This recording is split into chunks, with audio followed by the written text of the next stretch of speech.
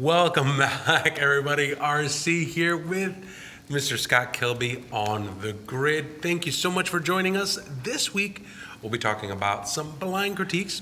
Joining me on my right I'm here. is the one, the only, I can't think of any more things to vamp Thank you. on. You've done great.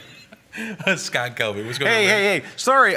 So I forgot to say I forgot to do anything on social media like we're going live or anything. So I was just typing it out real fast here. So there's a picture of me and RC. We'll just drop that. Anyway, thank you. We're glad you guys are here. It is Photo Critique Day, and I'm going to ask you guys who are watching live if you would make up for my mistakes by going to your Twitter and Facebook and say, go watch the grid. I'm going to do it while RC tells you about his trip to Adobe Max. So Adobe Max is where Adobe announces new stuff, and it's a big conference. It's huge. 7,000 people are there. Yep. It's an amazing event, and they did announce and ship something that hasn't gone over as well as I think we'd hoped. But RC will tell you. But there were a lot of great things about Max. So tell us about Max first. Yeah, it was pretty cool. Actually, before I do any of that, even further, I do want to mention that we do have other people. Make sure that you go to kelbytv.com/thegrid. Join us on the chat. Make sure that you're part of the conversation. We're going to be watching it as best we can between the critiques that we're doing that stuff. But we also have another person watching that as well. That is the incomparable Mr. Brad Moore. What's going on, man? Yo. How are you? Yo, How's Brad it going? Moore. Dude, I got to tell you, last week, people were absolutely loving the episode that you guys did last week. I got tons of great fan mail on it. I heard good things about it. I'm glad they enjoyed it. I take no credit for that. I was just a fly on the wall for the most of it. So good job with our crew that jumped in on it, and Mia for kind of coordinating everything, and even her husband for coming up with the idea. So yeah. It was kind of neat. It was kind of neat to hear that. It was kind of neat to hear all the positive feedback from most of that stuff. But let me talk to you about the Max. So we went to Max, and we posted something on the Kelby One blog. We posted something on Lightroom Killer Tips and on scottkelby.com. There were a bunch of different changes that happened, right? I think that the biggest ones for me were the changes that they had done to the Lightroom mobile side of things. The fact that they've taken these brushes, your ability to create brushes and colors and all of that stuff, and they've put this into Adobe Create on a mobile app, I thought was a really, really cool thing. The fact that they snuck some stuff on different programs, they snuck some stuff on Photoshop. There was a lot of different people, and I think that the Max conference as a whole has kind of evolved into this creative conference, and you're beginning to see that now for the third time in a row, where it's kind of moved away from this developer conference into a creative conference, and it's a really, really nice vibe. 7,000 people were there. The biggest thing for me was probably those mobile apps, right? They came up with the Lightroom Mobile. They have something where they've taken the best technology of the Photoshop side of it and leveraged it into a couple of different apps. Yeah, Photoshop Fix, the they have retouching Fix, app. and then they have Mix. So Fix and Mix are the two different things that... Mix has been around for a while, have. though. They made Mix better, but Fix is all brand new. Right. So that, to me, was probably the biggest thing on the photography side. But that's not the real big buzz right now. No, unfortunately, it is not. So here's basically what happened. So Adobe introduced a new version of Lightroom, which they've been doing on a regular basis, and it's got some bugs in it. It's got some bugs in it. Now it's new software always has some bugs in it, right? But this for Adobe has more bugs than usual. Tom Hogarty, who's an awesome guy that is in charge of it, basically came out and wrote on the Lightroom blog an apology and said, hey, I'm sorry for what we shipped. Then they immediately released a bug fix. So that was on Monday. On Friday, they released a bug fix that fixed a lot of people's problems. Mm-hmm. There's still some issues, but honestly, Adobe, they'll get on it. So I'm not worried about the bug stuff. While it is a little buggy right now, mm-hmm. Not for everybody. It's just some people are like, I'm having no problem. It's great. And some people are, I want to kill myself. It just depends on where you are. Right. But honestly, I'm not worried about that. For the most part, I think Adobe will get rid of all the serious bugs in very short order. So while all these people are like, oh, I'm going to switch to Capture One. No, you're not. You're not going to switch to Capture One. You're not going to go pay $150. Or you could wait till next week when they release a bug fix. Nope, I'm so upset I'm going to switch. So we all need to calm down about that. It's got a couple of bugs. Right. It's no big deal. Hey, my Apple Watch, it had so many bugs they couldn't release the update. There's all kinds of stuff that happens with software we all get over it. No, and I think But there may be a larger problem. yeah, and I think that the one of the things that the community has historically done is listen and evolve with feedback. Yeah. That would probably be one of the best. That would be the most diplomatic way for me to be able to say these people do listen. Adobe listens. Adobe, Yeah, they're listens. great, yeah. So at one point or another, that kind of, there's a conversation. People don't talk. People don't do stuff. That might happen. But when I saw Tom kind of put out that letter where he turned around and he was just like, "Listen, this is what happened. We're gonna make it right. We're gonna do something better." I was just like, "Yeah, you know what? That's the Adobe I know. They'll come back to it." I thought it took anytime a product manager or an executive comes out and says, "Look, we made a mistake with this, but we're going to fix it, and we know it's wrong." Tom stepped right up to the plate and did that, which I think a lot of companies won't do. I think it was great of Tom to do it. I think it was great of Adobe to let Tom do it. But I think the bigger issue is not the crashing. And don't get me wrong, a program that crashes or doesn't work correctly and is buggy is a problem. But I know Adobe's going to fix that. So I'm just going to slide that out of the way. And so what it is they redesigned the importing process into Lightroom. I'm not going to go through it all here with you, but what I want to do instead is the new importing window it seems very consumery. It looks like something you would see in a Microsoft product. It's very hi, it's time to import. It's their paperclip. It's their paperclip. It's Adobe's paperclip. So it just seems very, very consumery for a product. I think that we all feel Lightroom is a professional product. So what I would like you to do is when the show's over, go to lightroomkillertips.com. It's the site that RC and I do for Lightroom. And I think that we've covered it for the last couple of days. We did a poll to ask users what they thought and all. We'll cover it there. But I'll just say that, in short, the Lightroom community seems to be, for the most part, a vast majority of people are very, very, very unhappy with the new import. Not the fact that there is a new importing dialog box, but Adobe took features out. Right. It'd be one thing if they said, we're just going to make a pretty version and you don't have to use that. But they said, here's a pretty version, but we're also taking features out. Now, if Adobe had said, we had to redesign this to bring this new great feature, it might make some sense. But it does all the same stuff, but less. Go to lightroomkillertips.com, read it there.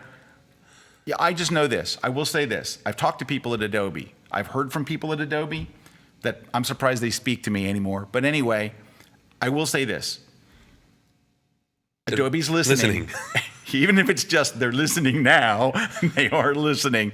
Everybody stand down. It's going to be fine. Everybody take a deep breath. Yeah, we'll get past this. And that's I guess that's the last point that I want to be able to make about it is I think that social media, Facebook, and all of this kind of stuff, I think we tend to have a little bit of an over-exaggerated process that happens with this, where people are like, "Kill him! I'm going back to Microsoft Word." Yeah, and I'm this, switching that, to and the other, Capture this One. sucks. I mean, come on. And I'm like, okay, like I get it. It sucks, and a week for you to be downtime. But look, not that they're suggesting it, and not that we endorse it. But like we went on the blog, I made a post on how to roll back a version. They probably don't want you to do that. Yeah. But well, if it's not working, if it's not working, on the Lightroom Killer Tips blog, there's a way for you to roll back. Roll back to the next one. Wait. I know that historically, whenever a Mac releases a software update, like the new operating system, I wait. Whenever Windows does it, I wait. Do you know how I know when to upgrade to the next version of a Mac operating system? When Terry White says it's okay. When Terry White says, I have not updated to El Capitan yet because Terry has not given me the all clear. When he gives me the all clear, that's when I do it. So it happens in every. But I will say, are there some things that need to be discussed for Lightroom, the importing, the crashing? Absolutely. Is the community overreacting? Yes. Was I kind of mean about it? I was just truthful. I just said, here's where we're at and here's what I feel. So I gave my personal opinion. I wasn't trying to be hard on Adobe, but I was just trying to be, this is where I'm at. Right. And so I think that there are options, and I think that at the end of the day, there are options. I think, and not options, not different options. I'm just saying that you have an option to roll back. You have an option to kind of wait it out. And some people are happy with it and like it just like it is. Exactly. And there's options. So, but I like the fact that they went out there very, very quickly. So they're on it. And that's why I'm saying I'm not worried about it. They'll get it fixed, but anyway, go read it all at Lightroom Killer Tips if you really want to see me. We had go to off address on it. Adobe. We just had to address it Go because see it was there. one of those things where people All are right. asking. Gord asks, so Scott, what is the program you use for importing? I use Lightroom for importing. Now, when I'm doing football or something, I use Photo Mechanic, but that is for a whole different reason. It's because of having to do automated metadata and stuff like that. It has nothing to do with that. So I use that is the program I use. But today is not about that. We just wanted to we didn't want to do the grid and you never discussed the Lightroom debacle, Right. So yeah, we did. We discussed it, but it really carries on in depth at Lightroom Killer Tips. You can post your comments there. You'll see plenty of comments. Can I just answer one thing Yeah, you bet. on a chat? Of course. And I don't mean this. I'm going to just say this ahead of time. I'm not trying to say this to be mean. Just please understand. So Club Mirabelle said, no, RC, you are wrong. I had a big job the day after the upgrade. I couldn't make it work until 2 a.m. and I went to sleep. Club Mirabelle, if you had a big job, your focus should have been on the big job, not necessarily rolling up to the next version of Lightroom. Oh, yeah, you know what? I got to tell you. I think any I pro don't- would tell you, you know what the biggest mistake you could make is? The day before a big job, updating the major piece of equipment that you use I'm like, for a year. get to your job. Do Yeah. your job. As soon as your job is over Yeah. and you don't have anything to worry about, then upgrade. Hey, like, can I tell you no something? one told anybody to go, yes. If I had a big shoot tomorrow and there was a firmware upgrade for my camera, the last thing I would do is the firmware update before the shoot. Right? I wouldn't update that. I wouldn't update anything the day before to critical whatever. I would have just waited a day and just say, you know what? It's new software. I'll wait.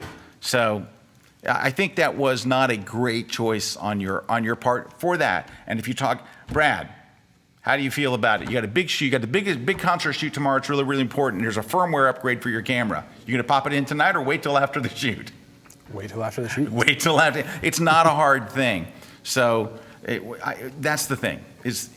That's a business decision that you made and it went wrong. And the reason why people don't upgrade the night before a big job is it might not work. And this is absent of photography. I mean, this happens That's in corporate just- worlds. This happens in any kind of work Yeah. environment. People are like, oh, there's a new software. Hey, by the way, if I'm going to teach a Photoshop class tomorrow, I'm not updating tonight. I can tell you that. What if it doesn't work? Yeah. If I'm teaching a class on anything, if I'm using Keynote to do a slideshow tomorrow, I'm not going to update Keynote tonight because it might not work tomorrow. Let's get on to photo critiques. What are blind photo critiques? We ask our viewers today to send in images. Hundreds of you did. Thank you very much. And we are going to, I know I'm not on video control room 2, hold on. And we ask them to send in their images, but we ask them not to send in, we don't mention their names. RC, why don't we mention their names? Well, we don't necessarily want to shame the person into doing most of this stuff. What happens with the biggest part of critiques, I think, is a lot of the times you share your stuff with other people, and I don't think that people are very frank with you about how your photography work is going and where you should go and what kinds of things you should focus on. Yeah. So we're trying to be that voice that you need to help your game get a little bit better. Yeah, somebody that will tell you the truth, that'll say, look, this is bad, this isn't good, you're not going in the right direction, because your wife isn't going to tell you, your husband's not going to tell you, your kids aren't going to tell you, your coworkers aren't going to tell you. Who's going to tell you if you're really not any good or just what you need to do to get better? Like, what's my path? Where do I go? I'm looking at my photos. I think they're great. What do you think? We'll tell the truth, and that's why we don't mention people's names. If you put a watermark on them, then we can't control it. You're going to get what you get. Okay. Let's go through the first set of images. By the way, the goal here is not how many people we get through. Right. The goal is to help you guys, even if you didn't send in your own photos, to see areas where you can improve in your own photography by watching these critiques. All right, we're going to look through all 5 images in this case and take a look at the photos and see what we think. So here's the first image. Here's one. Another. And another. All right. So if I had to give my overall just quick critique, I would say this is a pretty good photographer. They obviously have a very good, just solid, I got photography kind of thing, right? They know their settings and other stuff. I particularly like the last 3 shots. I really like this shot. I think it's very well done. Looks like a commercial shot. It was probably an experiment or something. I don't know if it was actually done for Coca-Cola, but I think that's a well executed shot. I like this one. It's macro and it's kind of interesting. It's a pattern, but because that one in the middle stands out, it makes it more interesting than your average pattern. And I just think I this like is that. a cool shot. I like that. I like that a think lot. It's kind of retro, and it's just, I love the angle of view. I love the movement. I just think that's a cool shot. This is a nice straight ahead shot, but it's just so different than everything else. Mm-hmm. It's just like, these all look like they were taken by the same photographer, and then this looks like it was taken by their friend. It's still a very good shot. It just looks completely out of context with the rest of the stuff. Like, this stuff looks like this could all be the same photographer. Don't know who this is, but that's not an indictment of the photographer. I think you're doing a good job. I'm not even sure exactly what I'd tell you to do other than keep doing what you're doing. I think this is, RC, thoughts? Yeah, I think it's great. I think it's really good. For me, I think what's different with it from a stylistic standpoint is the Coke one. I think that all three of these other ones tend to have a very specific voice. If I were just going to be technical about it, it does look like you're clipping on the upper left. Like, you see that big circle that you have in that one section? I think that's the monitor, because I don't see that on my, take a look at my screen. All right. We're looking at a kind of a funky monitor sometimes. The monitor where we see the images or we see what's being broadcast in here probably has been through some trauma. Right. So there's that, but I just think that one sits tight, and not just from a color standpoint, but it's just, there seems to be just a different treatment, like something. Well, something's I'll tell you what's different. It's the only color image. Right. Black and white, color, duotone, black and white. Yeah. Yes. Yes. But I think they pulled it off well. I think it's all pulled off well. Good job. I wish I could tell you more things to do. I wish I could go, you know what you really need to do? But I think you're on the right path. I think you're and that's not kind of a useless critique, but I would just say, you know what? You're doing good stuff. I think you're kind of choosing interesting stuff. I think it's well done. I really like that. It is. It's really nice, really like that. but it's just very different from the other ones. And it seems like you're this photographer, and then one day you were on vacation and you took this shot. Right. But you're a good photographer, so it still looks good. Right. All right. So anyway, well done. So good on you. Let's take a look at the next one, shall we? Now let's take a look at all 5 images. Here we go. Oh, for some reason my bridge isn't working right. So let's go and get. There's a reason. There's it's a reason free. the bridge is free. Now look at that. Now it won't even open camera raw. That's pretty nice. Wow. All right. Okay, I got spinning beach ball. Sorry. This is maybe not a banner day at Adobe Systems. Hang on. Look, it's just, that's it. We're hung. Sorry? Let's RC. I didn't think it was that messed up. RC. I'm just checking. Here. Let me see. I'm gonna go over here. Why don't we do this? Actually, I can't even crash it. We're at a spot right now where we have to take a break anyway. So why don't we do this? Let's take a quick break. When we come back, we'll answer your questions in the chat. We'll talk a little bit more. I'll restart. Right here. You'll restart. All of that stuff will be sorted out right here on the grid. We'll see you guys in a little bit.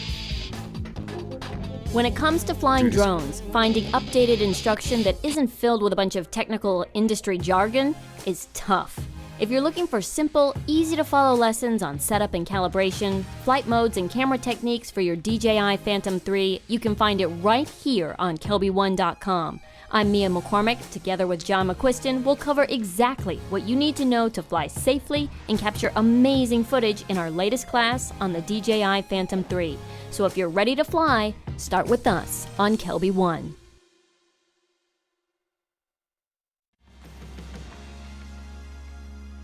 Hey guys, my name is Adam Rorman. I want to welcome you to my class on shooting a music video. A music video generally has 2 parts to it. You shoot the band playing the song, then you shoot the separate narrative of the story that the song is trying to tell, put the 2 together, and that's your general recipe for shooting a music video. In this class, we're going to talk about concepts, scheduling, pre-production, securing locations, wardrobe, camera rigs, everything that you need to get creative with your DSLR. So I hope you'll come and check out my new class on KelbyOne.com.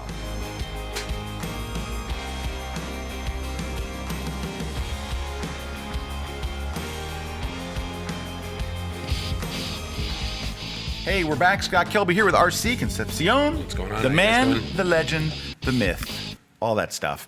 Anyway, glad to have you guys back with us. Hey, we have some giveaways on the show today. We're going to be giving away, just released this week, the best of the digital photography book series. So if you're a fan of all of the digital photography books, which I still have my very first version of it, volume 1, I have it. I actually brought it to a conference. I brought it to you. Oh, this was after our interview. You interviewed me, and then I was just like, thanks, man. Peace out. I'm going to go sit in your class now. And I went and I sat in the class, and I was like, hey, listen, I know we just had an interview, but can you sign my book? And you were like, I'm not signing your book. I was like, please sign my book. And you grabbed it, and you signed it, and you signed DRC. I will not sign your book, Scott Gilby. I wrote, I'd rather sign your paycheck. Yeah, You're hired. And that's what happened. You're hired. So, but anyway, you took the best of the series. Yeah, I went through all 5 books and kind of cherry picked the very best stuff. And because not everybody has all 5 books, right? Some people bought, well, a ton of people, thankfully, thank you, bought volume 1. Like it's the best-selling digital photography book in history. So a ton of you bought volume 1. Bunch of you bought volume 2, bunch of you bought 3, bunch before, but not everybody bought all 5. So I went through all 5, picked the best stuff, popped it into one. Added a new chapter for people who were going from a cell phone camera to a DSLR. Like, here's how to make the jump. So all of that stuff will be here, parts 1 through 5, and then we have Mastering the Model Shoot by Mr. Frank Dorhoff. The Model Shoot. Did I tell you my Frank Dorhoff story? No. So I was hanging out. I was driving, and we went from Sacramento. I was sitting with Pete Collins and Freddie, the amazing Freddie Marshall. And we were going from Sacramento out to Yosemite. We go to Yosemite. We shoot all this stuff in Yosemite. I'm all just like dirty and all that kind of stuff. And I go to the cafe, go to the bathroom. I'm like, man, I can't wait to eat my sandwich. And in the Yosemite, dirty, I walk into the bathroom. I walk out. Bam! I run into Frank's mom. Frank Dorhoff's mom. Frank Dorhoff's mom. From the Netherlands. From the Netherlands. In Yosemite? In the cafeteria in Yosemite. And she looks at me and she's like, and I'm like, hey! RC. You know what? Cool. Yeah, because you know what would happen? I've met Frank's mom. She is so sweet. She is awesome. But I would see her and immediately know her. But if I saw her in Yosemite, I would go, oh my gosh, I know you. From where? Yeah, and then she'd say, Frank's mom. Frank's mom! No, I when I see people out of context, it blows my mind. Yeah, it was crazy. It was like sitting there. So I took a couple pictures, and I thought it was kind of neat. Anyway, you will get Frank's mom's son's book, Mastering the Model Shoot. There you go. Now, let's take a look at a couple more pictures. All right. So we restarted the bridge. I haven't reconnected to video control 2. They're very sticky about that back there. Okay, so here we go. So let's just look through the 5 images real quick. There's number 1, and there's number 2. There's number 3. There's number 4. And here's number 5. All right. So I have an interesting critique. The first one I would say is, what are those? Oh, what are those? Not good. What are those? What are those? Sensor spots. Sensor spots. Sensor spots. That's not good. They're sensor spots. Okay, so besides the fact that you have sensor spot problems, you have a different problem. Now, what's interesting is I can see that you're an accomplished photographer. You've got pretty good composition. If you look at the images themselves, which we will just briefly look at them again, your horizon lines are in the right place. You're picking some interesting subjects. I like the way you're composing, which is something that people have a really hard time with. But there's one big thing you're not doing, and unfortunately, you may not have enough control over it. But here's the thing. This is a really pretty lighthouse shot in the crappiest light you've ever seen. So here's the thing. This is an okay picture. What would make this a great picture is shooting it a half hour before sunset or a half hour before dusk or at dusk or 5 minutes after dusk. Shooting this in beautiful light would make this a beautiful picture. Yes, absolutely. Shooting it where you shot it makes it kind of eh. So that's kind of eh. This one looks a little bit later in the day. It's a nice picture. Tell you what though, you got to get rid of this crap up front. You got some like grass sticking up into the photo here. Yeah, that's got to go. Why would you leave this? What is that? I think it's grass right in the foreground. These are weeds. and They were, stuff. they were trying for, well, it looks like what they were trying to do is they were trying to add an element of foreground into the picture. That's the bad element of foreground. That's very, Okay. very bad. All right. So, and I would just clone that out of there. That stuff in the front is killing the image. The other thing that's killing the image is it's not the right time of day. But this is actually still a pretty good image. If you get rid of that stuff, it's okay. The next one, I think this is probably overall the strongest composition. You do have a nice foreground here, and you've got a nice middle ground and a nice background, and the clouds are not super awesome, but they're not bad. It's just shot at the wrong time of day. Now, this is tough for travel photography. You don't always get to shoot. You know what I mean? You don't get to go, well, I'll come back at sunset. Sometimes you're on a tour bus or whatever, it stops here, you take a shot, and you get out. And there are some nice sunshiny shots that you can get that are pretty good. It's just, I look at this and go, yeah, that's not bad. It would look great in good light.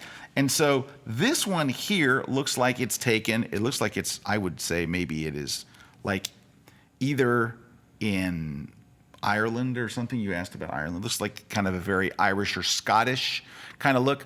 The tree thing is kind of, I would guess Ireland. I'd guess Ireland. either Ireland or Scotland, because there's, everywhere. It could be in England. There's a castle or two over there. It could be in Bavaria. But anyway, this one, I think, as far as the lighting goes, is probably the best, but it just looks like an overcast and a flat light. Again, this would be a lot better, and I would have liked to seen less tree, because this tree, I understand what they're trying to get away, that do a framing thing. Yeah. It just seems like a bit much. I don't know if you could take that down a bit to where it's just a little, I don't know. I wish they would have gotten in front of the tree, because I think that Yeah, what I would happens prefer is to the see no tree, tree. The tree kind of competes with the castle. Yeah, and can it's just- I talk about this whole genre of photography? Because I see a lot of people do this trying to frame stuff, and I would say that more often than not, it fails. Rarely do I see someone that does a frame where you go, wow, they really did that right. And sometimes it's not because of the photographer, because I think the frame of mind is correct. Let's use this as a frame. People like that. It's a common composition device, but the frame's kind of ugly. The tree's got all kinds of. So you're saying no framing using things, or no framing using trees? I'm not saying no at all. Okay. I'm just saying is consider. sometimes when people do this device, more often than not, especially what we see here on the grid, is it's just an overall kind of fail. It's like I know what you were trying to do. You're trying to do the very common framing something. Very rarely do I see someone that's framed something where you go, that looks great because of the frame. Right. And a lot of times it's the frame that kills the photo when Right. you were trying to use the frame to make the photo. Well, I think that could That's be a good. That could be a good takeaway. Where it's just like, if you're going to use a frame for something, make sure that the frame doesn't compete with. Right. And I the think thing in that this you're trying to case, do. it really is competing. It's not a pretty frame. It's not very well done. It's just kind of icky. So that's it. And the last shot is, again, it's all pretty much the same side. That really looks like Ireland. But anyway, this is a nice shot. It's the foreground thing right in the front here. It's not a great foreground, and it's way too bright. So while we're in camera raw, I guess I could just take it over here, and I like the way the cursor does not show the brush. Look, it shows the arrow. I'm having a bad Photoshop and Lightroom day, so I don't know what's going on there. But I'll tell you what I don't need is a super bright rock. And if you look in the bottom corner, there's something out of focus in the corner here. Right. I would use content aware fill and just get rid of that little thing at the bottom altogether. But overall, this photographers, they're on the right track. Mm-hmm. What you're missing really is great light. Your composition's really pretty good. Don't get hung up on that tree thing.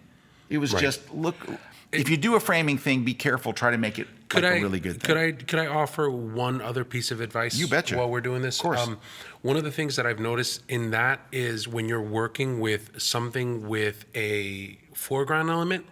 A lot of the times, one of the things that I've seen that's been successful for this is to take that foreground element and put that foreground element a little bit lower on that. So if you were to go back and take a look at all of the pictures that you're doing where you tried to do a foreground element, if you skated lower, right, if you took your camera and brought it lower so that the foreground element, so you're kind of coming up into the foreground, so the foreground's in front of you, you're kind of coming up into the picture. Very good point. Then you have a foreground element that feels like it's dominating and it's kind of leading you into the picture, whereas the foreground elements that you had are kind of like the foreground's down there, below you. Oh, So okay. that would be something that I would recommend. So if you're going to do a foreground element, more often than not, a lot of that stuff requires you to kind of get a little lower, and then from there, kind of move your way back out. So just a piece of advice that I would give for something. Sorry, I'm restarting the bridge. Remember what they say about the bridge. There's a reason why it's free. There's a reason why it's free. We Okay. can take a look at some chat stuff. I got over it. There. Oh, I you got it? Yeah, it doesn't take long to restart it because I do it so often. I know the trick. Okay, I want to show you something that helps us with the last one, and it's the next critiquer. Take a look at these images, right here, right here.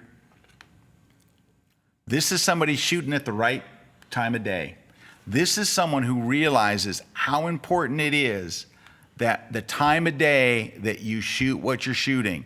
This photographer, as far as like composition goes, I don't think is any better than the other photographer whatsoever. But I would say that these photographers' images look a whole lot better. A whole lot better. It's the time of, and that is strictly the time of day. This is strictly the time of day. Outdoor shots look best around dusk and around dawn, and the rest of the time they look like that lighthouse, really harsh and. And so there's nothing. The difference between these two photographers is one understands the importance of light and one doesn't. It's funny. I laugh about it because it's like a lot of the times. Last year, I didn't do it so much this year, but last year I spent a lot of time kind of playing around with Bill Fortney in his workshops and doing stuff in the workshops. And I hadn't done it before. The landscape is something that I kind of experiment with and I kind of play with. And I'm nowhere near as good as I would want to be in it. But I was like, every landscape workshop is the exact same thing. Get up at 3 a.m. Yeah. Get everything packed, get everything ready. Rub the sleep out of your eyes, get to the location, it's pitch dark, click to sunrise, and peace out to the restaurant. And go to breakfast, yeah. Because a lot of the times, it's that time of day. It's the time of when day. you're shooting outdoors and landscape and stuff, it's all about that. So anyway, this photographer, good job. You understand the importance of light. I like your composition. When you seek out things like this still water that you see on screen, There you go. right now, There one. when you're seeking out things like that, that stuff, reflections are beautiful and very pleasing.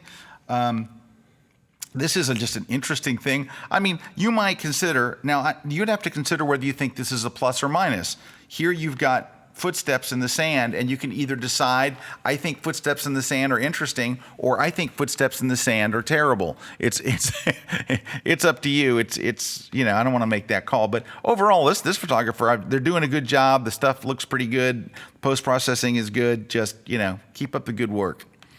All right, but that was a good example for the previous one to go, see, this is what you're looking for. And that's the thing. It's just look at if this. time of day is the only thing that you got to worry about, you're all right. This might even be better. So look at this. This is a travel photographer. So now we're talking travel versus travel. Okay. Right? Because one was landscape, I would think. The other one looked a little more landscapey. Okay. Look at this. So these are travel photos, right? And this is obviously in, I think, Newark? No. Atlantic City? No, it's Hoboken. Hoboken. This is Hoboken. All right. But take a look at these shots, right? What do these shots have in common? Light. Well, the nighttime shot doesn't have a whole bunch. Sensor spot. Look at all those sensor spots. Look at those are balloons. Oh, All right. shoot. I will say this though. I said shoot. So, to me, this is weird. The whole image looks crooked. It just straight up looks crooked. What do you Yes, think? I think the image does look crooked. And that drives people nuts. Now, It's the horizon. but I'm thinking it has to be this has to be straight. Ooh, But I then that went looks a like little it's too coming far. up, Yeah, I went too far. But I think this thing is kind of crooked, and I think that was a little too far. That's a bit better. It's not quite there.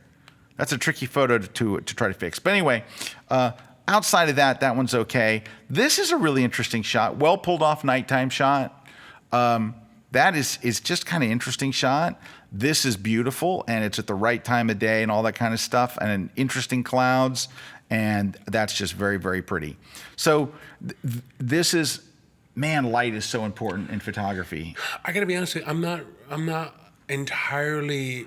If I may offer critique, like if I may You may something on offer. that, Yes, you may. Which one? That one, I don't necessarily think that the lines. The grass is trying to do a leading line thing. Like I kind of get that they want to add that subject element to it. Again, I think it's shot a little bit higher on that. Yeah, and you I should think get rid of that that. those lines, like if you followed the grass over to 3 o'clock on the picture, that same gesture is happening with the windmills See, going in that direction. But when So I look don't- at this RC, I'm not even paying attention to the grass. I'm looking straight at the windmills, and I'm following the windmills. Right. So that's so what I was thinking is I don't know if that necessarily offers anything. Yeah. If it helps the image at all. It's not bringing much to the table. So I'm like, if you were to crop it up, and almost kind of make it a pano, kind of like I see. Well, then this stuff's kind of nasty over here. You'd have to clone out this stuff to not make it. But I see what you're saying. I just that feel like grass it's isn't not- helping your shot. That's Yeah. for sure. But you know what I like about this shot, where I think is a clever device, the way the sun is between these. Like you have the leading lines, you have a pattern, but then that sun kind of breaks the pattern. Anyway, I like this shot, but I think the great time of day, of course, that is Mont Saint-Michel in France, which is just an amazing place, and they have a nice shot of it at sunset. I'm not sure where this is, but it's kind of interesting. But it looks crooked again. Can I tell you? It looks like it's leaning to the left. The whole picture looks leaning to the left. So I would fix that. This one, it's nothing spectacular, but I think you know what it is. I like the blue lights on and against the warm. But can I see something? Can I just see something? I like that. I like that a lot. Yeah. So can I tell you something? Can I give you a little tip? Can I share a little tip? Sure. Thank you. Hi. Go ahead. So I was reading some photographer. I would love to give the photographer credit. So please, I apologize for it. But I was reading a photographer who put an image on 500px, and it was from Dubai at night, and I really liked it. And I was reading, and I don't know if he wrote it in the comment section or it was in an article. I want to think it was in an article online where he said for his nighttime shots, he makes his white balance very blue because he really likes how the blue-white balance plays against the warm colors of the city. And when I looked at his shots and then I looked at I was like, oh my gosh. And when I went to Australia, which I just did like last week, I did the exact same thing on a few shots. I took my white balance and I went towards blue, and I was like, oh my gosh, that's so much better. Like night and day better. Because So- it cuts. I do it a lot in nighttime photography because it cuts off of it takes the bite out of kind of like sodium vapor lights and things like that. Like the orangey, it gets very Sodium orangey at night. vapor lights. So it's one of those things. I think it's a cool thing. All right, we're going to take a break real quick. While we're doing that, I'm going to show you the picture I was talking about. But as for the last photographer, again, I think overall you're doing really good stuff. You know, you've got the composition down, you've got the lighting down, and then it comes down to the challenge that all photographers face. How do we get more interesting places, more interesting things? You know, it's like, because you have the photographic things down, you got a good eye, and you've been to some interesting places. So now it's how do you ramp that up a little further? So and of course that's where it gets expensive when you're a travel photographer. Yep. How do you ramp it up? It doesn't take a little different lens. It takes, as Joe Time. McNally says, standing in front of something more interesting. We're going to take a short break. When we come back, we've got more critiques and some giveaways later and your comments live here on The Grid. Don't go away. My name is Steve Hansen. I'm a commercial food and beverage photographer. Come check out my class on food photography and lighting and styling. We're going to be going over a variety of things like the Broncolor Scoro. We're going to be looking at the Westcott Ice Light and numerous different modifiers and ways of manipulating light on food to make it look absolutely amazing. So come check out my class in Cubby 1.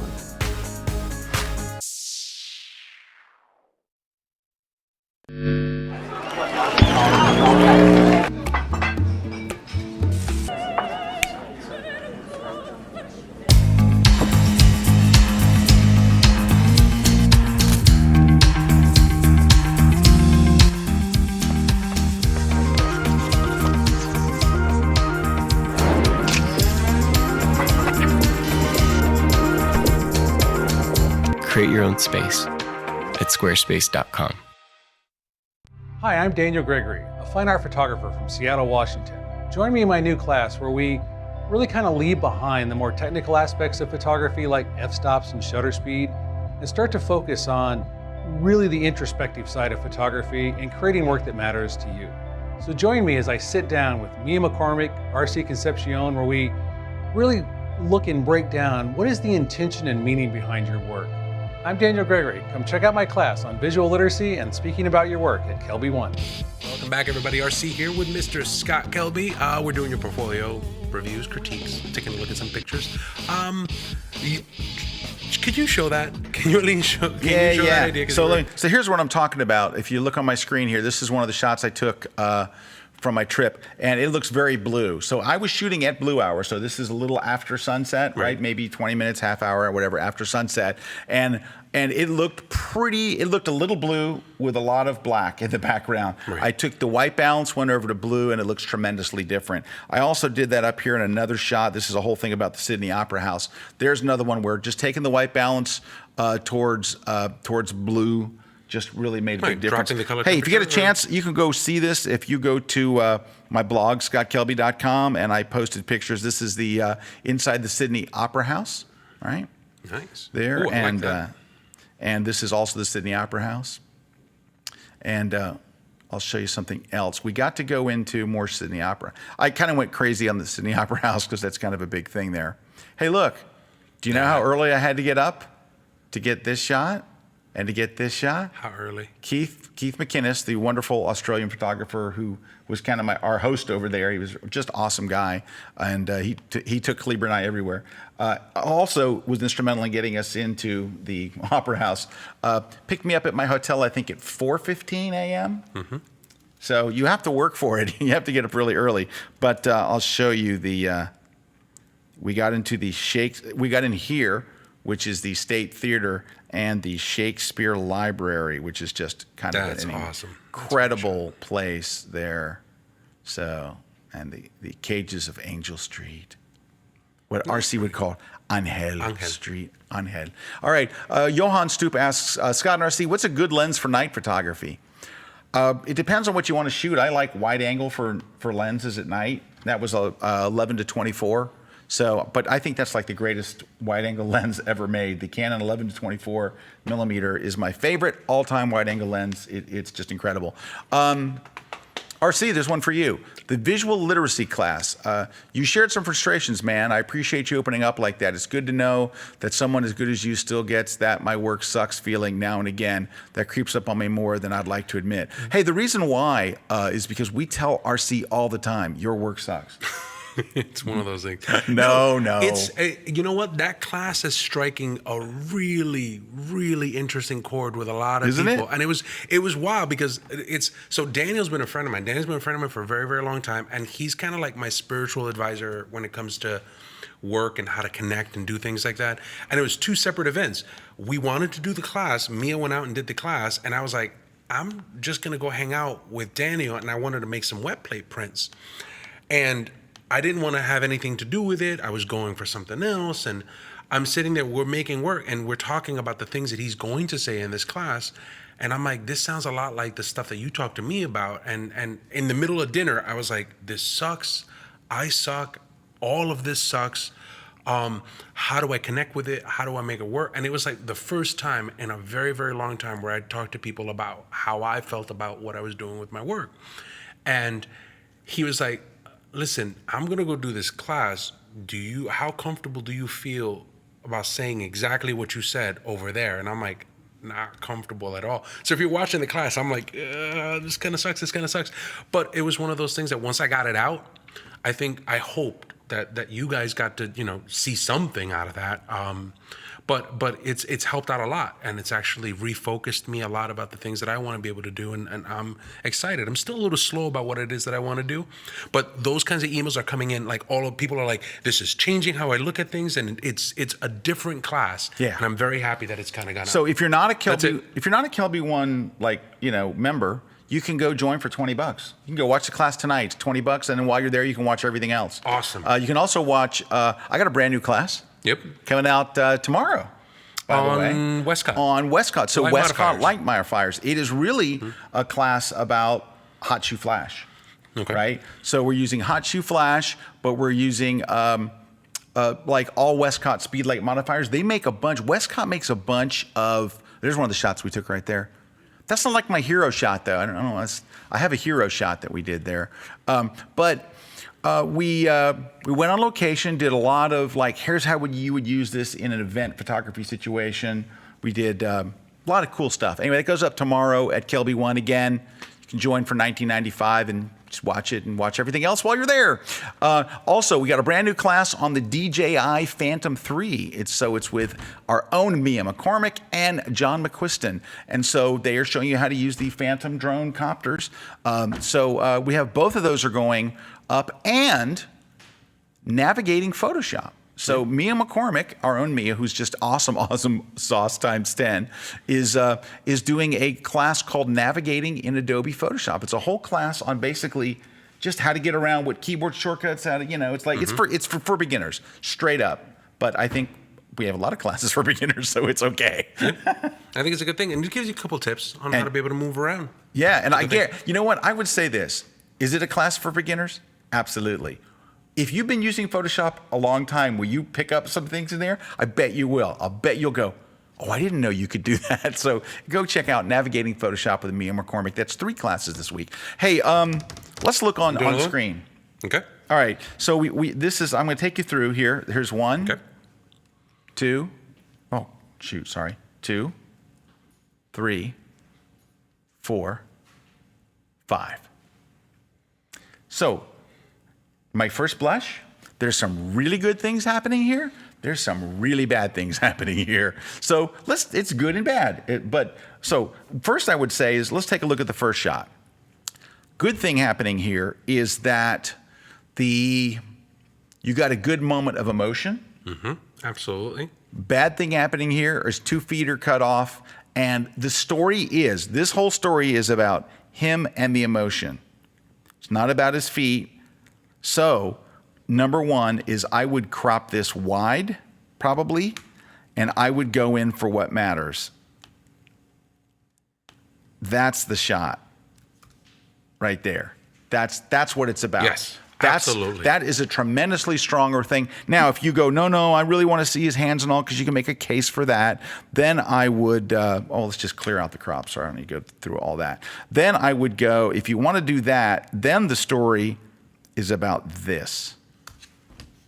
It's one of those 2 stories. It's not what your composition is. So go fix that. Number 2 is, I don't know if you guys can see it on your screen at home or on your phone or whatever. He's straight up blue. Yes. He is straight up blue. So he was shot probably in the shade, because if you look behind him, the runner behind him is in the sun and he's not blue. And then parts of him that are in the sun are regular, parts of him are blue. You can do 1 of 2 things to fix this. Number 1, just go and make the white balance. Boom, done. Pretty much done. You got a little blue on his face.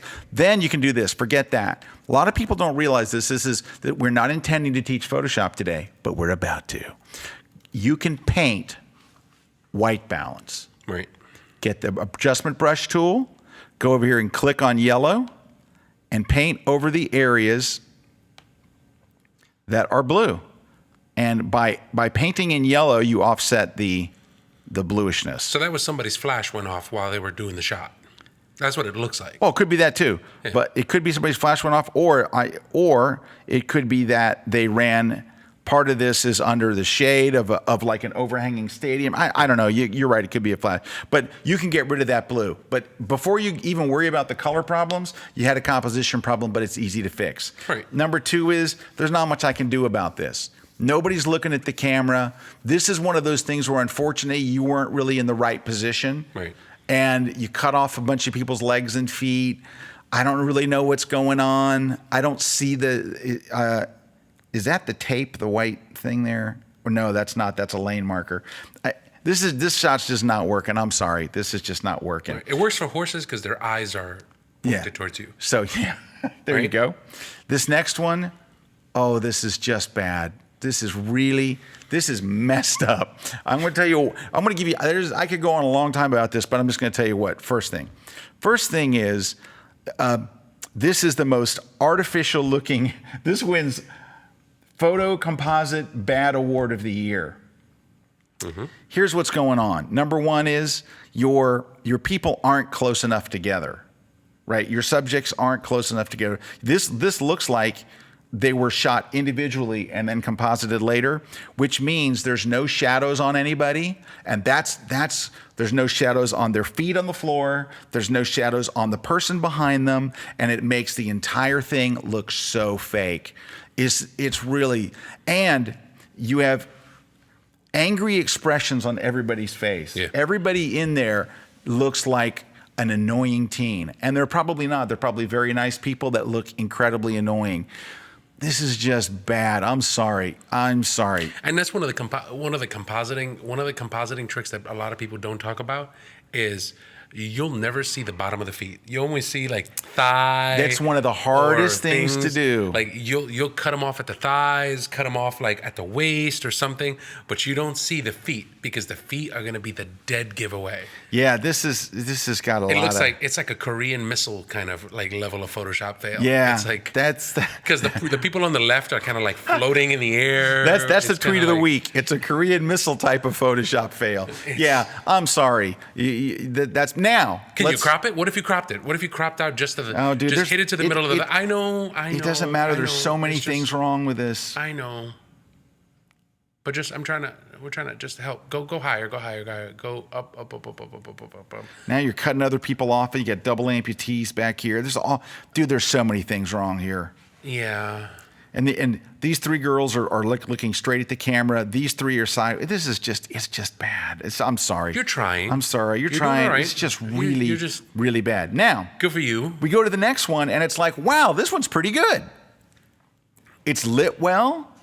It's composited fairly well. The light's consistent. I would crop it. I would have cropped it up a little higher, but Johan Stoop said they look bored, not angry. yeah, okay, they do look bored. They look bored. They look bored. Good one, Johan. They They look do look kind of bored. like, okay, is this over? Can we get out of here? Good one, Johan. Okay, this one's actually pretty good. It might be a little underexposed, but this is actually fairly well done. And then this last one is a good shot that's blue. So we can fix the blueness. But this one's pretty good. If you want to show the full-length shot, I think it is kind of interesting the way the crowd's looking and stuff. Let me just try and see. What would it look like if I just got in here? See, I think that's a much stronger shot. Take a look. Than the tall. Look at the tall. Right? Look at the tall. And then look at this. You really bring the crowd into it. You bring the emotion. So some of the stuff you can fix really easy. But the compositing thing is gotta go. You're not ready for compositing yet, kid. And here's the thing, like with sports, is one of those things where it's the one thing where I hear consistently. Is you got to get in tighter. You got to get in tighter. Get in tighter. So I mean, those pictures went from that kind of sucks. That's to, a good picture. That's if this cool. had been the one you set in, would have been like, dude, that's a great capture. And if all you got to do is just worry about your crop. Yeah, that one and this one, Then you got you're two doing all great right. shots. Then you're doing all right. This one's got a color issue, but no big deal. You could have two really good shots here, really good. That one I can't make. Oh, that doesn't look bad there either. I don't want to see his hand cut off there. I'm okay with cutting off a little top of his head, but you don't really see the fingers go. This one's got to go, and this one, forget it. And that's good, and that's good. So overall, I think this is a photographer with some real potential. Yes. You got to figure out, a couple of little things about composition and what people want in sports photos, and you got to start over on the compositing. Just start from scratch, and that you can get And to. that's okay. Look, hey, we got classes on that. We got classes on compositing from like Joel Grimes and Matt, and that are just fantastic. So there's plenty of resources out there for you to learn. Hey, here's one from Peach Pit. Right. So you can take 40% off of this ebook deal. Make sure you go to peachpit.com/Kelby1. Dude, I set you up like a boss. I know. I saw that. It was like, here was from Peachpit. And I'm like, and there is one from Peachpit. Go to peachpit.com/Kelby1. Enter the code Kelby1, and you can get 40% off of How to Shoot in Not the Best Light by Eric Valen and Lindsay Adler. How to shoot in shoddy light. Like, there's shoddy light that happens all over the place. You want to be able to you want to take the shoddy That was a out of it. shoddy comment. That was a shoddy comment. You want to be able to All right, make can we sure. show Brad real quick? Can you flip to Brad? Brad's just like, Brad's over there This just is a bunch of shaking his shots. head. Brad's just like, really? Really? How you doing, Brad? I'm good. What's going on in the world of Brad? Lots of fun stuff. What do you got coming up? Oh, you're leading a photo walk, right? Yeah, I'm leading a photo walk at Photo Plus next week. Photo Next Plus week Expo at in New what York. day? Yeah. So that'll be good. I'm doing it's natural light portraits. We're gonna go out on the High Line and talk about doing natural light portraits. How do people sign up for that? They go to my Twitter and look for the link, or they just go on the Photo Plus website, and when you're registering, it's one of the options when you register. All right, so it's the next- Brado's doing a natural light thing on the High. You on the High Line? On the High Line, it's next Friday at 8 a.m. Next Friday. Ooh, it's early. It is. Well, you'll have decent light early. I hope so. Well, you know why? Because the buildings will be blocking the light till 9:30. I hope so. But you'll be taking diffusers and stuff, right? Diffuser, reflector, yeah. I'm going to talk about kind of carving out pieces of the scene so you can get the most from one location. Yeah, there you go. Are you going to talk about love at all? No love. Odd. Anyway, so all right, and Brad, so you'll be at Photo Plus as well next week? Yes, You and I sir. are doing a class, right? Yep, that's Thursday morning at 8 a.m. Thursday morning at 8 a.m. I've got a master class. Yeah. And it's called, that's right, Boom. Light it, shoot it, retouch it. So we're going to be doing some lighting and some shooting and some retouching. Some retouching. I don't know what else to tell you. We're going to use lights. We're going to use lights for sure. So that's, and then I'll be speaking at the Canon booth, I think Thursday afternoon, and Canon's expo thing. I think I'm going to be doing some travel photography. I got a whole thing I'm going to be doing on travel photography. Nice. Shot in bad light. Okay, Shoddy shoddy light. Shoddy. Here we go. So this is another photographer here, and we got one shot, and we got another, and we got another, and we got another, and we got another. So we have a portrait and sports photographer, I would say, or a portrait and action photographer. I think this is a pretty good photographer. I think this is a very nice shot. I think this is very nicely done. It's beautiful light. I like the whole fur thing. I like the composition a little off to the side. I like this one a lot. This is also very nice. Even though the subject's not looking at the at the camera, I think it's kind of nice and reflectful. And she's got a nice lighting, and it's a little blue. It's a tad blue. Thank you. And this one it kind of looks like a senior portrait. Walking with the guitar behind my back. But I like the composition, and the lighting's nice, and this is obviously an accomplished photographer. It's a skiing shot. It's okay. I like this one better, and I really like the sharpening and post-processing. You know what it is? This doesn't look like a particularly interesting, I was going downhill and I'm kind of grimacing. Where this one looks sharper, cleaner, crisper, and kind of more interesting. It's not something you see a million times a day. Right. But overall, this is a good photographer. I think he's doing a good job. RC seems like he wants to say something now. I think RC's maybe not totally agreeing on this. No. I agree. This skiing shot is probably the weakest of that. That's the strongest one. I love that shot. That is okay. I was wondering if you complete connection Yeah. with the camera. I love great smile. I see a lot of people do that kind of hair over the face kind of thing, and it always tends to look like, whoops, my hair fell on my face. This looks very intentional. This looks very intentional and looks very stylistic. I love the connection on this one picture. And I like the color treatment, right? Yep. I like the color toning, Yep, color I think it grading, looks- whatever you I want think to call looks it. really good. That one's probably not my Yeah, favorite. it's not my favorite either, but it's nicely done. It's well pulled off. And this one is, I don't want to say it's a cliche kind of, but it's a cliche kind of senior portrait. But it's done well. So all of this, every bit of it is done well. Yep. Good photographer, you're doing a good job. Keep doing what you're doing. Nothing too exciting or bad there. Just keep going. You're doing good. Good. I don't know where we were. Oh, let's look at this one. All right, we'll take a look at these.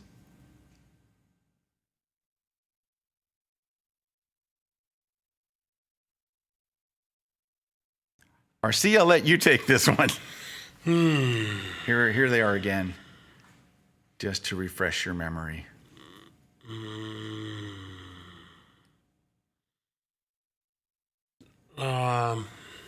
You know what? One of the first things that I would probably say is that the images all generally look a little flat. Yeah. Like if there was one thing that I would say is that they're flat. I like the wardrobe choices. I think that the wardrobe choices are a little are good, but there's almost. It's almost kind of like they're just placed in an individual location, but what they're doing isn't necessarily respective to the location that they're in. Oh. So, Can I tell you what the other thing is? yeah, sure. These are just your friends. These are pictures of your friends. These aren't professional models. These aren't people that are particularly photogenic on any level. These are pictures of your friends.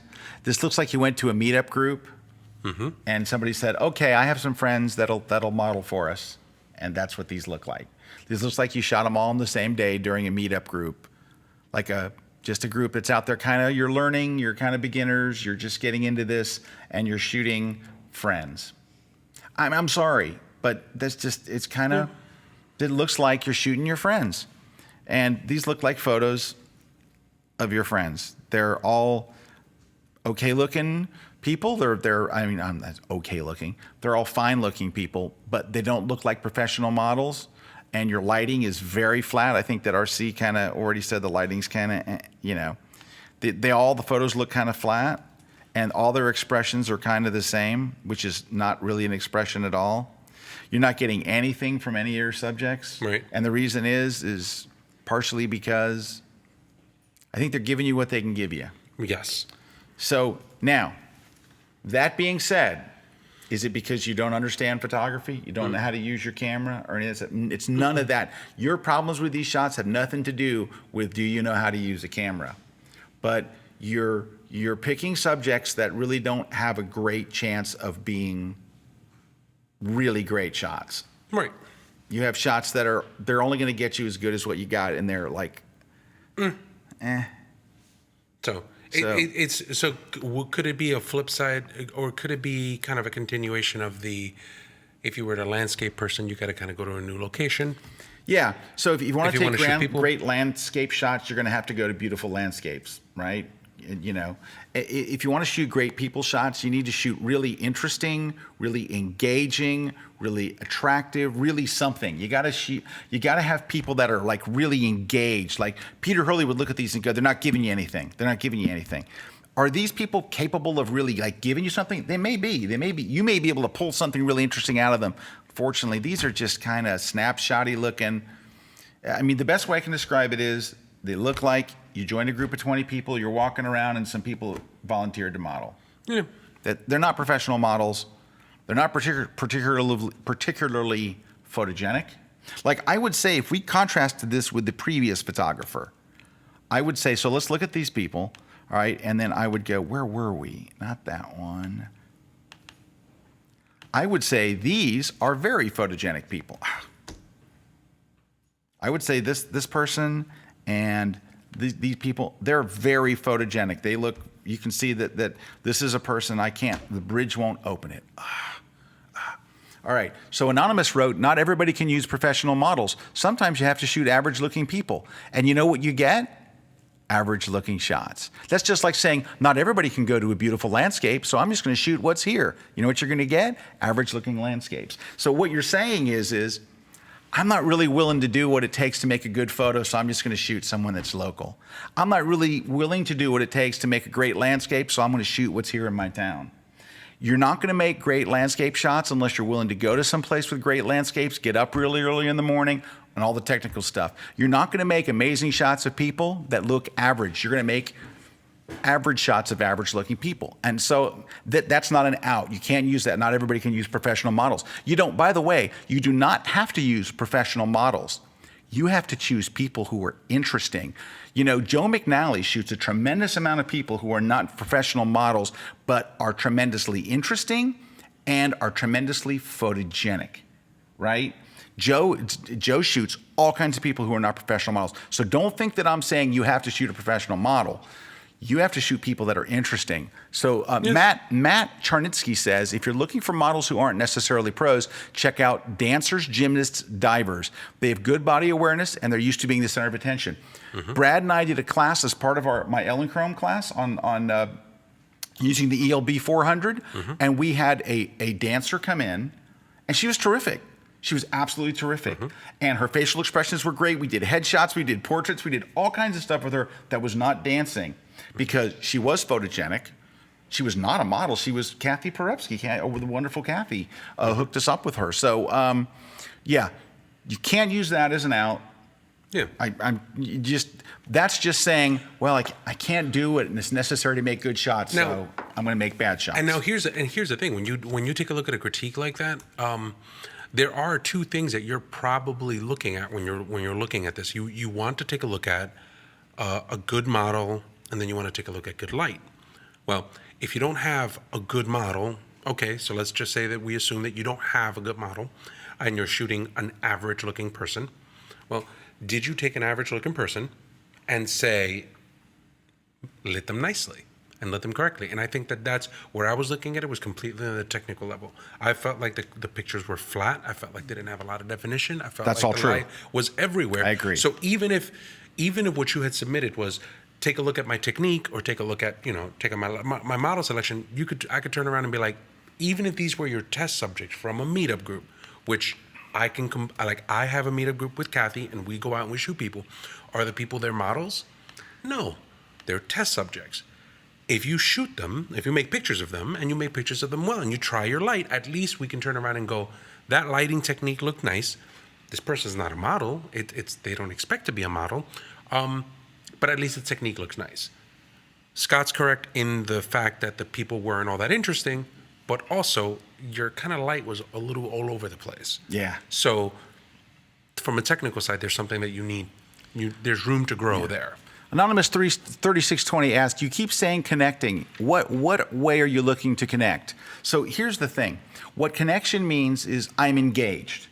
Mm-hmm. In other words, you can tell I'm connected with the photographer. I'm engaged with what's going on. I'm giving you an expression or an emotion or something that tells me something about you. We'll go back to the girls in the composite. What they were saying, what they were giving you was, I'm bored. In those images, I would say that they looked pretty bored too. I would say that a good way to describe those images were, each person looked more bored than the next one. Not the composite, the photographer we just talked about. There's no connection. There's no engagement. It's like if you have a bride and groom together, right? And I've shot bride and grooms.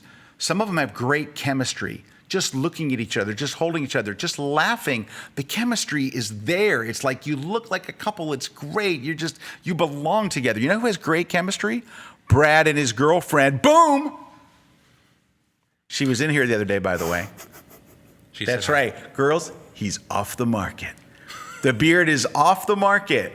That's all we need to say. That's all we need to say. I'm not even going to say any more. But let's do one more. Yeah, okay, but I just want to answer that question. Yeah, connection. It is about engagement. It is about and you know what? If you really want to understand this on a better level than me giving you two sentences, sounds like I'm plugging everything that we do, but go watch Peter Hurley's classes on Kelby One. Mm-hmm. I know, okay, yeah. Anyway, but Peter Hurley really shows you. We do this thing we do a class. Peter and I did it together. It's Peter teaching the class. I'm just kind of there as your host. But it was about how do you pick the right photo? And when he starts showing you, nope, this is bad, no engagement. Nope, she's not connecting. Boom, that's it. It will help you to understand what that means. Mm-hmm. So it's hard for me to explain it in just a couple of sentences the way that Peter can explain it in a class. I think it's called The Art of the Edit with Peter Hurley, I believe is the name of the class. Go watch that. Yeah, I mean, and I think from a connection, like if you take a look at connection, you should stare at a picture and there should be two, not that I want to get overly brainy about it or heady about it. But he's gonna. But when you stare at a picture with a person, one or two things I think should generally happen when that's happening. The first of which would probably be that you're staring at the picture and the picture's staring back at you. Right? So you're looking like I'm looking at you, you're looking at me, and we're going to talk, and there's going to be something that I'm going to say that's going to make you want to go, you're going to lean into the picture. You're going to want to lean into the picture. So something that I'm going to do is going to do that. The second thing is something is going to happen with the picture that's going to make you want to lean in further. So if all of a sudden I'm doing this, like let's just say that I take a picture and my picture's like this, and I look pained or I look something. And the first question that you have is, why does he look that way? What's going on? Now you've leaned in more on the picture and you want to know more of the story. You're going to put a little bit more of your story, know more of the story into that picture. That's a good point. So you fall into the picture.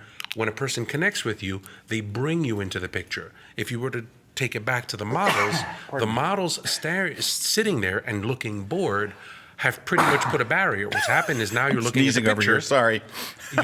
You're looking at the picture, and the model's pretty much saying, go away. So you look at somebody that's bored. They're driving you away from the image. Just keep moving. There's nothing to see here. Dude, that's it. So The bored people and the people that are not giving you anything are driving you away from the picture, and people that are engaged with you and are connecting with the viewer draw you into the photo. right, and you don't have to look. If you could, whatever intention you do, if there's something that goes, and there's a picture just like this, and you're going, what is that? What's happening there? What are those? They're not looking at you, but they're connecting with you in the fact that you're looking at this, and now you're going, what's going on? And now you're falling into the picture. So, kind of something to look at. Very nice, RC. You're Sorry. so heady. All right, let's look at this one. Here we go. We don't have much time. We're actually over time. So here we goes. 1, 2,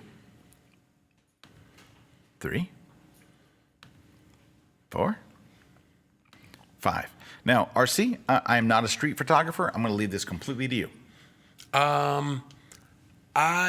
I really like this shot. I wish that that foreground subject was kind of that part right here on the left hand side. Like I wish that we're not there or sharper. But I think it kind of puts you in the moment. Like you're a witness to something that's happening. I think that the concept of somebody coming up behind that person and that person looking back at you. I think that that's kind of an interesting thing. It's okay. I don't know if I necessarily love it, but I think it's okay. This one, out of all of them, I think is probably the weakest of them. It's like, well, he's pointing a camera, right? So you're saying, if you talk about like the bringing someone in, right? He's looking away, he's pointing to something. For a second, you'll turn around and go, oh, well, what is he pointing to? You're like, oh, well, he's probably pointing to where the center is. So whatever that center is, there's something interesting there, problem has been solved. There's no question. There's no debate about it. He's pointing to the center. Your brain disconnects. At the end of the day, it's a picture of a guy pointing a camera. Right. But even if you would ask the question, now here, they're talking. Someone's talking. You could fall into this picture a little bit more. Now it's a picture of people talking. I would get rid of the van. I would crop it just a little bit tighter so that all it was colors and shape within that. And if it came in just a little bit closer... no. Oh, I have to crop it the way it crops. Yeah. Yeah, if it were something like that, where all of a sudden you didn't see that it was a van, now you're almost kind of going, well, what are they doing? What's their interaction? How do they work with one another? And now you're falling into the picture. Yeah, I agree. It's more interesting, but and the van doesn't necessarily pull you out of it. So, what do you think of this, the thing altogether, as is? I think that there's some interesting firings that's happening here. Like I think that you can kind of see you can see that there's something here. It just needed to get a little bit tighter. I love this shot. I think this is a really, really cool shot where there's that frame, there's another frame, there's another frame that's within another frame, and then you see the person in the background. I kind of like that. I think it kind of draws you in deeper and deeper and deeper. I think it's neat. I like this. My only concern with this is that when you try for that obscure kind of blurred out or reflective stuff like that, that big white spot kind of gets in the way. That's probably my only thing. Okay. You try to go in and then you immediately go out. So this is why I'm not going to critique these and why I don't consider myself and have never considered myself a street photographer. Because when I look at these, here's what I see. Guy going up an escalator, guy with a camera, a couple of people talking, reflection in a bus you see every day, all day long, another busy picture, somebody on their cell phone. That's hard to find. That's what I see. To me, and I'm not a street photographer, so I'm missing all kinds of subtle nuances and stuff that other people see. But this just looks like I was walking around and I snapped these photos, and here they are. It's literally guy on an escalator. Well, I haven't seen that in a while. Guy holding the camera, taking a picture. A couple people talking. That I would agree is the best one. But anytime you go by a bus with an open door, it's there.